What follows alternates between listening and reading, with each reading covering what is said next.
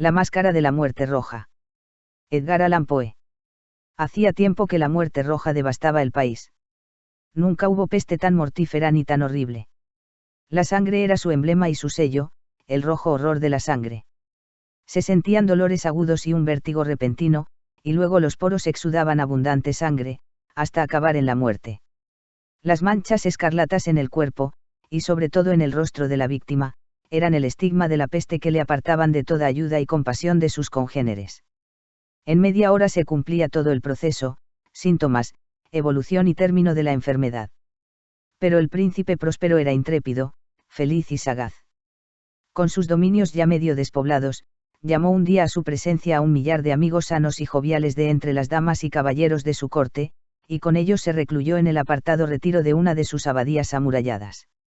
Era un conjunto de edificios amplio y magnífico, concebido por el gusto excéntrico, aunque majestuoso, del propio príncipe. Lo rodeaba una alta y sólida muralla. La muralla tenía portones de hierro.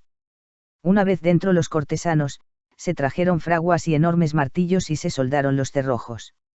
Decidieron que no hubiese modo alguno de entrar o salir, si alguien de pronto se dejaba llevar por la desesperación o la locura. Había abundancia de provisiones. Con tales precauciones los cortesanos podían desafiar el contagio. Que el mundo de fuera se ocupase de sí mismo. Había bufones, había trovadores, había bailarinas, había músicos, había belleza, había vino. Dentro había todo eso, y también seguridad. Fuera estaba la muerte roja. Fue hacia el final del 5º o 6º mes de su encierro, y mientras la peste se cebaba con furia en el exterior, cuando el príncipe próspero ofreció a sus 1000 amigos un baile de máscaras de rara vistosidad. Aquel baile fue un espectáculo voluptuoso. Pero permítaseme hablar primero de los salones en que se celebró. Eran 7, todo un ámbito imperial. Hay muchos palacios, sin embargo, en los que salones así ofrecen una perspectiva larga y lineal, con puertas corredizas que se desplazan casi hasta las mismas paredes de uno y otro lado, de modo que apenas nada interrumpe la vista en toda su longitud. El caso era aquí muy distinto, como cabría esperar de la afición del duque por lo extravagante. La distribución de las salas era tan irregular que apenas se contemplaban más de una al mismo tiempo. Cada 20 o 30 metros se producía un giro brusco, y con cada giro un efecto novedoso. A derecha e izquierda en medio de la pared, una ventana gótica alta y estrecha se asomaba a un corredor cerrado que enmarcaba las sinuosidades del conjunto, con vidrieras cuyos colores variaban de acuerdo con los tonos dominantes en la decoración del salón al que se abrían. El del extremo oriental, por ejemplo, estaba decorado en azul, y las vidrieras en azul vivo. La ornamentación y los tapices del segundo eran de color púrpura, y purpúreos eran allí los cristales. El tercero era todo el verde, lo mismo que las ventanas. Los muebles y la iluminación del cuarto eran anaranjados, el quinto, blanco, el sexto, violeta. La séptima estancia era un denso sudario de tapices de terciopelo negro que cubrían el techo y las paredes, y caían en pesados pliegues sobre una alfombra del mismo tinte y textura. Pero solo en esta habitación el color de las ventanas difería del decorado. Las vidrieras eran aquí de un tono escarlata, un rojo oscuro de sangre. Ahora bien, en ninguna de las 7 cámaras había lámpara o candelabro alguno, entre la abundancia de adornos dorados que había por todas partes o que colgaban de los techos. No había luz ninguna que procediera de una lámpara o vela en todo el conjunto de habitaciones. Pero en el corredor que envolvía los salones había, frente a cada ventana, un pesado trípode con un brasero de fuego que, al proyectar su resplandor a través de las vidrieras, inundaba de luz la estancia. Se producía así una profusión llamativa de formas fantásticas. Pero en la habitación negra, o de poniente, el efecto del fuego a través de los cristales de sangre sobre los tapices negros resultaba de lo más siniestro, y daba un aire tan irreal a los rostros de los que allí entraban que muy pocos se atrevían a dar siquiera un paso en aquella estancia. También era aquí donde se encontraba, contra el muro oeste, un gigantesco reloj de ébano. El péndulo oscilaba con un sonido grave, monótono y apagado, y cuando el minutero había recorrido toda la esfera y llegaba el momento de marcar la hora, de sus pulmones metálicos surgía un sonido límpido, potente, profundo y muy musical, pero de nota y énfasis tan peculiares que, a cada hora, los músicos se veían obligados a detenerse un momento para escucharlo, lo que obligaba a su vez a quienes bailaban a interrumpir el vals, y se producía un breve desconcierto en la alegría de todos, y, Mientras sonaba el carillón, se veía cómo los más frívolos palidecían y los más sosegados por los años se pasaban la mano por la frente como perdidos en ensueños o en meditación. Aunque cuando cesaban los últimos ecos, una risa leve se apoderaba a la vez de toda la concurrencia, los músicos se miraban y sonreían como burlándose de sus propios nervios y desconcierto, y se susurraban mutuas promesas de que las siguientes campanadas no les causarían ya la misma impresión, pero luego, al cabo de 60 minutos, que son 3600 segundos de tiempo que vuela, de nuevo sonaba el carillón, y volvía a repetirse la misma meditación, y el mismo desconcierto y nerviosismo de antes. Pero a pesar de todo, era una fiesta alegre y magnífica. Los gustos del duque eran peculiares. Tenía un buen ojo para los colores y los efectos. Desdeñaba las convenciones de la moda. Sus planes eran atrevidos y apasionados, y un viso de barbarie iluminaba sus proyectos. Algunos le habrían tenido por loco. Sus seguidores no lo creían así. Pero era necesario oírle, y verle, y tocarle, para estar seguro. Con ocasión de esta magna fiesta, había supervisado personalmente casi toda la decoración de los 7 salones, y había sido su propio gusto el que había inspirado los disfraces. No os quepa duda de que eran extravagantes. Abundaba la ostentación y el brillo, lo ilusorio y lo picante. Mucho de lo que después se ha visto en Hernani. Había figuras arabescas, con miembros y atuendos grotescos. Había fantasías delirantes como solo los locos imaginan. Había mucha belleza, mucha voluptuosidad, mucho de estrafalario, algo de terrible, y no poco de lo que podría haber ofendido. De hecho, por las 7 estancias se paseaba majestuosamente una muchedumbre de sueños. Y estos los sueños se revolvían por las habitaciones, tiñéndose del color de cada una, y haciendo que la música desenfrenada de la orquesta pareciera el eco de sus pasos. Y entonces suena el reloj de ébano en el salón de terciopelo. Y por un momento todo se aquieta, todo se acalla salvo la voz del reloj. Los sueños quedan congelados y estáticos. Pero el eco de las campanadas se apaga, no han durado sino un instante y una risa leve, a medias reprimida, queda flotando tras él. Y surge de nuevo la música, y viven los sueños, y se revuelven de un lado a otro más alegres que nunca, teñidos por las ventanas multicolores por las que penetra el resplandor de los trípodes.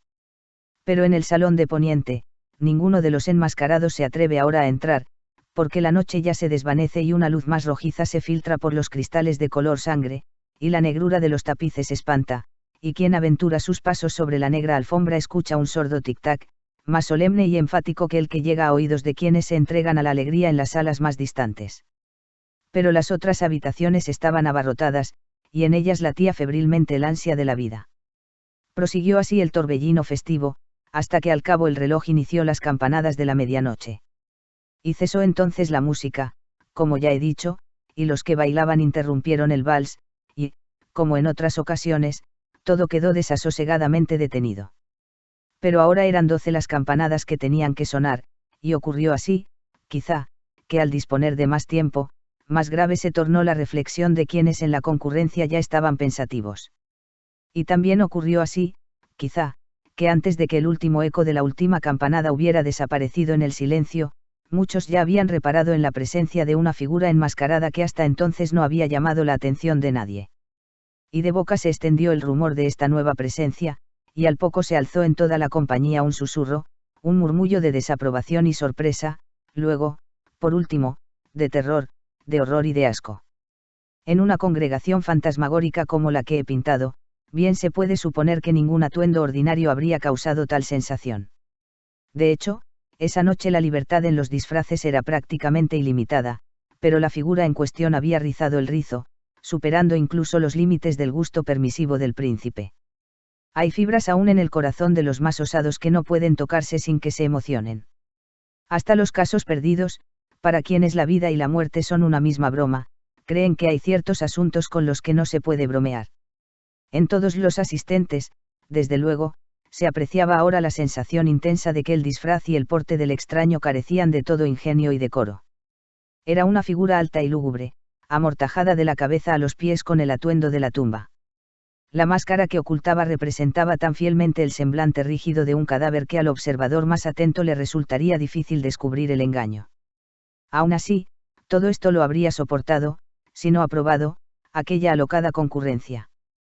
Pero el enmascarado había llegado incluso a asumir el aspecto de la muerte roja. La sangre le salpicaba la vestimenta.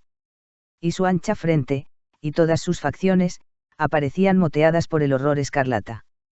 Cuando la mirada del príncipe Próspero se detuvo en este espectro, que se paseaba lento y solemne, como para dar mayor empaque a su figura, se le notó una convulsión, en un primer momento con un fuerte estremecimiento de horror o repugnancia, pero enseguida, el rostro se le encendió de ira. ¿Quién se ha atrevido?, preguntó con voz ronca a los cortesanos que le acompañaban. ¿Quién se ha atrevido a insultarnos con esta burla blasfema? Cogedle y quitadle la máscara, y así sabremos a quién hay que colgar de una almena al amanecer. Cuando pronunció estas palabras, el príncipe Próspero se hallaba en el salón azul, que daba al oriente. Y su eco recorrió alto y claro las 7 estancias, porque el príncipe era un hombre robusto y osado, y un gesto suyo había acallado ya la música. Era en el salón azul donde se hallaba el príncipe, en compañía de un grupo de pálidos cortesanos. Al principio, cuando habló, dieron estos un primer paso hacia el intruso, que entonces estaba próximo a ellos, y que ahora se acercaba más aún, con porte deliberado y majestuoso. Pero cierto miedo indecible que la insensata arrogancia de la máscara había inspirado a todo el grupo impidió que nadie le pusiera la mano encima, así que, sin estorbo alguno, pasó apenas a 1 metro del príncipe, y, mientras en los salones la numerosa concurrencia, como movida por un mismo resorte, se hacía a un lado buscando el refugio de las paredes, el enmascarado siguió andando con el mismo paso solemne y mesurado que desde el comienzo le había distinguido, pasando de la sala azul a la púrpura, de la púrpura a la verde, de la verde a la de color naranja, de esta a la blanca, e incluso de aquí a la morada, sin que nadie hiciera el menor intento de detenerle. Fue entonces, sin embargo, cuando el príncipe Próspero, fuera de sí y avergonzado por su cobardía pasajera, cruzó veloz los 6 salones, sin que nadie le siguiera por el terror mortal que de todo se había apoderado. Blandía una daga desenvainada, y se acercó impetuoso y rápido a muy poco distancia de la figura que seguía su camino, cuando ésta, que ya había llegado al salón de terciopelo, giró de pronto y le hizo frente. Hubo un grito agudo, y la daga reluciente cayó en la alfombra negra sobre la que, al instante, caía postrado por la muerte el príncipe Próspero. Después, llevados por el valor enloquecido de la desesperación, un amplio grupo entró en avalancha en el salón negro, en el que la alta figura seguía inmóvil y erguida bajo la sombra del reloj de ébano, pero al ponerle la mano encima al enmascarado, un horror innombrable les cortó el aliento y descubrieron que la mortaja y la máscara cadavérica que habían tratado con violenta rudeza no estaban habitadas por ninguna forma tangible. Y reconocieron la presencia de la muerte roja. Había venido como un ladrón en la noche. Y uno a uno fueron cayendo los presentes en los salones antes festivos, ahora bañados en sangre, y cada uno hallaba la muerte en la desesperada postura en que caía. Y la vida del reloj de ébano se apagó con la del último cortesano. Y las llamas de los trípodes se extinguieron. Y de todo se adueñó la tiniebla, la corrupción y la muerte roja. Fin de la narración. La máscara de la muerte roja. Edgar Allan Poe.